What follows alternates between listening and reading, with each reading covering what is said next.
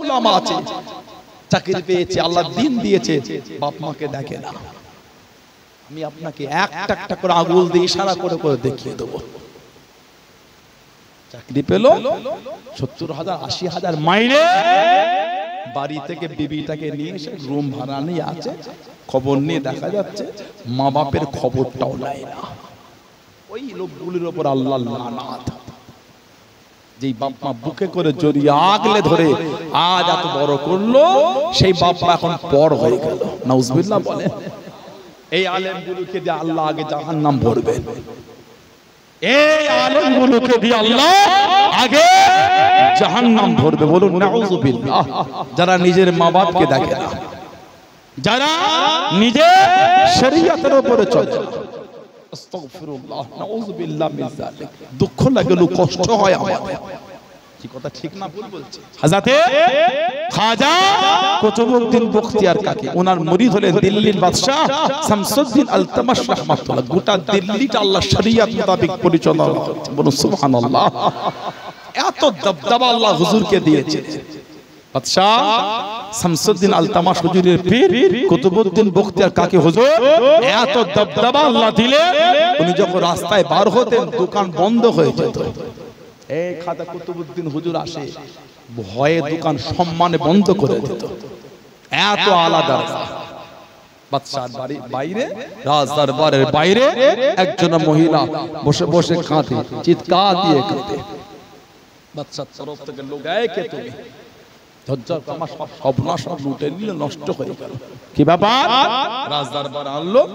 বাদশা শামসুদ্দিন আলতামাশ বলে, কি হয়েছে? না, আমার সব সর্বনাশ হয়ে সব নষ্ট হয়ে গেল, আমার জীবন শেষ, আমার ইজ্জত নষ্ট। নাম বলো। নাম বলতে পারি, আপনি বিচারও করবেন না, কিছু কেউ কিছু। এই কি নাম?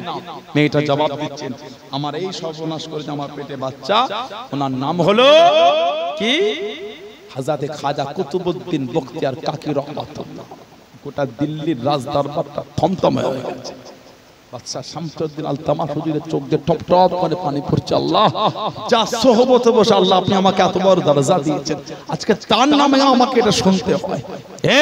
তুমি জানো কার নামে কি বলছো? জানো? ওই বললাম বিচার করবেন না, কিছু হবে না।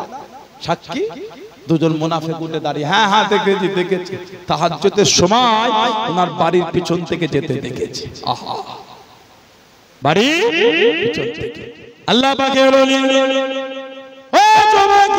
হযরতে খাজা কুতুবউদ্দিন বখতিয়ার কাকি রাহমাতুল্লাহ আলাইহি দিল্লি রাজদরবারে চলে গেলেন। হুজুর আমার হাজির হয়ে গেলেন। সবাই উঠে উঠে দাঁড়িয়ে পড়ে, সবাই উঠে দাঁড়িয়ে পড়ে। আল্লাহর ওলি হযরতে খাজা কুতুবউদ্দিন বখতিয়ার কাকি রাহমাতুল্লাহ জানিয়ে দিয়ে, আজকে উঠা লাগবে না, আজকে দাঁড়ানো লাগবে না, বসো বসো। আজকে আমি ওলি হিসাবে না, আজকে আমি পীর হিসাবে না, আজকে দিল্লি রাজদরবারে আসামি হিসাবে এসেছি। আজকে আমাকে সম্মান দিতে হবে, আজকে আমি আসামি। রাজ দরবারে হুজুর দাঁড়ালে, হুজুর বলছে, এই মেয়ে কে তুমি? আমি তো তোমায় চিনিও না। সম্পর্ক করেছেন, আওলাদ, এখন চেনেন না, এখন জানতে অস্বীকার। দুজন সাক্ষী, হ্যাঁ হ্যাঁ দেখেছি দেখেছি। তাহাজ্জুদের সময় বাড়ির পিছন থেকে ওনাকে আসতে দেখেছি। বলুন নাউজুবিল্লাহ। হুজুর কাঁদতে কাঁদতে বার হয়ে গেলেন, ঝরঝর করে কাঁদছেন। হুজুরের খাদেম পাকে হুজুর উঠে পিঠে ওঠে, টেনে টেনে নিয়ে যায়। হুজুর বললেন, আজকে দিল্লি হেঁটে হেঁটে ঘুরবো। বেশ কিছুটা হেঁটে হেঁটে ঘুরে আজমির শরীফের দিকে তাকিয়ে তাকে কাঁদছেন আর বলছেন, হুজুর আমি কুতুবউদ্দিন লাওয়ারিস না, আপনি আমার পীর এখনো হায়াতে আছে। খাজা হুজুর তখন হায়াতে ছিলেন। হুজুর আমি লাওয়ারিস না, আপনি আমার পীর হায়াতে আছেন। যে যেমন খুশি আমার নামে ইলজাম দেবে, না না, এর বিচারটা আপনাকে করতে হবে, এর বিচার আপনাকে করতে হবে। হুজুর আমার বাড়িতে যে ঘুমিয়ে গেলেন, আল্লাহর ওলি হযরতে কুতুবউদ্দিন বখতিয়ার কাকি রাহমাতুল্লাহ আলাইহি হুজুর আমার স্বপ্নের মধ্যে দেখতেন, খবের মধ্যে দেখতেন, গরিবে নওয়াজ মাইনুদ্দিন চিশতি আজমিরি সঞ্জানি রাহমাতুল্লাহ জানিয়ে দিয়ে, ও বাবা কুতুবুদ্দিন কষ্ট দিও না বাবা, দুঃখ দিও না বাবা, আমি মঈনুদ্দিন অমুক দিনে যাব, আমি মঈনুদ্দিন তোমার বিচারে থাকবো। গরিবে নবাব রহমাতুল্লাহ জানিয়ে নে ফজরের আযান হয়ে গেল, ফজরের নামাজটা আদায় করে টুকরো করে দিল্লি রাজদরবারে চলে গেলেন। আমাকে 3টে দিন সময় দেওয়া হোক, আমাকে 3টে দিন টাইম দেওয়া হোক, আমার হুজুর আসবে বলেছে, আমার পীর আসবে বলেছে, আমার পীর না আসলে বিচার হবে না, আমার পীর বিচারে থাকবে বলেছে। মুনাফিকগুলো হই হই করে হাসে।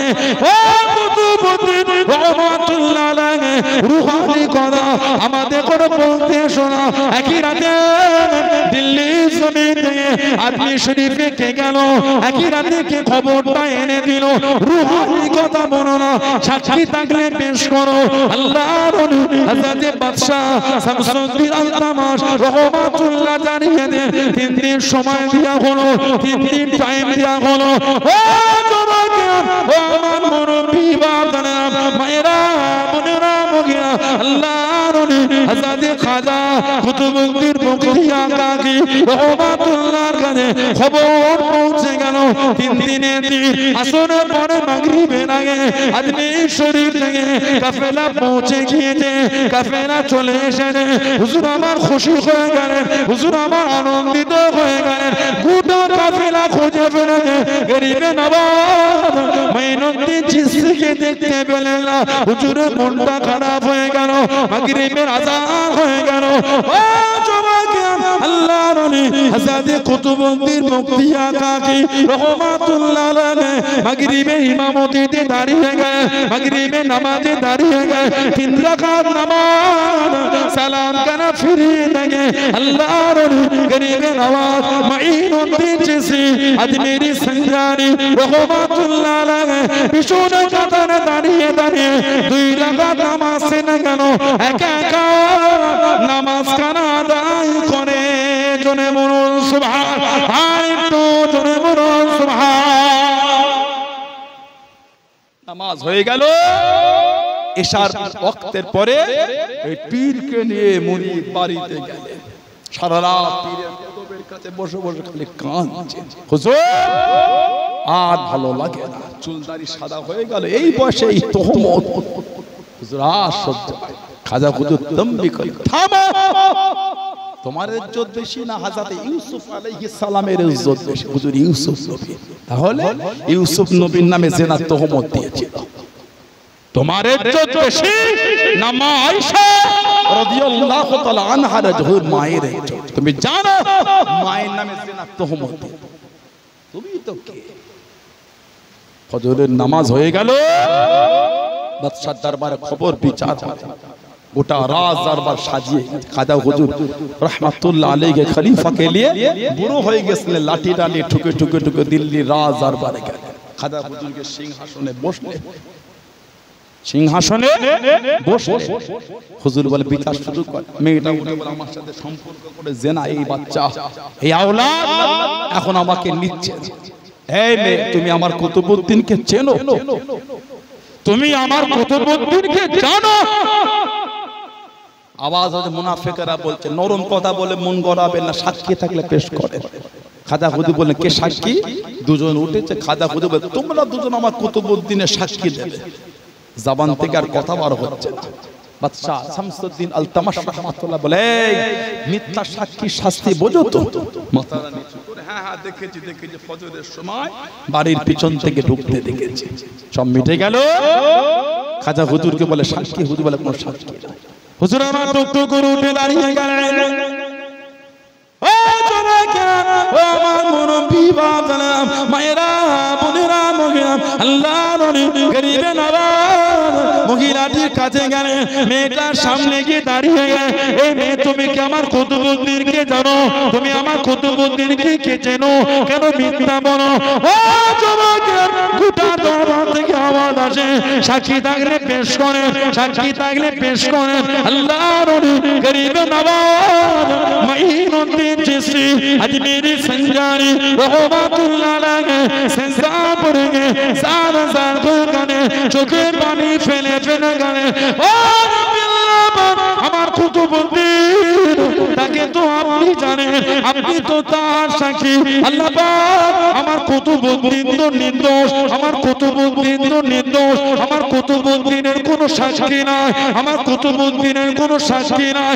ও নবী আল্লাহ বানি ইসরাইলের জামানার নবীর জন্য মাসুম বাচ্চা কথা বলেছে, মাসুম বাচ্চা জবান খুলে গেছে। আল্লাহ পাক আজকে দিনে দেখি আমার কুতুবউদ্দিনের জন্য আপনার হুকুমে এই বাচ্চাটা কি সাক্ষী দিতে পারে না, এই বাচ্চাটা কি সাক্ষী হতে পারে না। আল্লাহর নবী সিজদা থেকে মাথাটা তুলে নিয়ে আল্লাহর নবী গরিবে নওয়াজ বাচ্চাটা কাছে দাঁড়িয়ে গেলে, ও বাবা বলো বলো তোমার বাপকে বাবা, তোমার বাপকে বাবা। সবাই বলে বাচ্চা ছেলে কি কথা বলে। আল্লাহ নবী জানিয়ে দেন ইন্নাল্লাহা আলা কুল্লি শাইইন কাদির, ইন্নাল্লাহা আলা কুল্লি শাইইন কাদির। ও বাবা ছেলে বলো বলো তোমার বাপকে বাবা, তোমার পিতাকে বাবা। ও তোমাকে ও মনবী বাবা মায়েরা বোনেরা মুগিয়া আল্লাহ পাকে রুকুবে মাসুম বাচ্চা জবান খুলে গেল, বাচ্চাটা জবান দিয়ে দিয়ে বাচ্চাটা আওয়াজ দিয়ে দিয়ে আল্লাহ পাকে রনি আমার পিতা হাসানে খাজা কুতুবউদ্দিন মুক্তিয়া জাগিয়া আমার পিতা হলো অমুক দলের নেতা, অমুক দলের সরদার। আল্লাহ রনি আমার পিতা খাজা কুতুবউদ্দিন মুক্তিয়া কাকি নয়। জোরে বলুন সুবহান, আর একটু জোরে বলুন সুবহান। আল্লাহ আল্লাহ বলুন আলহামদুলিল্লাহ। খাজা হুজুর সিজদায় পড়ে কাঁদছে, আল্লাহ আমার কুতুবউদ্দিনের জন্য কি বাচ্চাটা আপনার হুকুমে সাক্ষী হতে পারেন। আল্লাহ আল্লাহ এর সাক্ষীটা আপনি, আল্লাহ এর ইজ্জতকে আপনি রক্ষা করেন। আল্লাহ পাকের হুকুম, বাচ্চাটা বলছে হুজুর আমার পিতা উনি নয়, আমার পিতা ওই যে দূরে বসে অমুক দলের নেতা।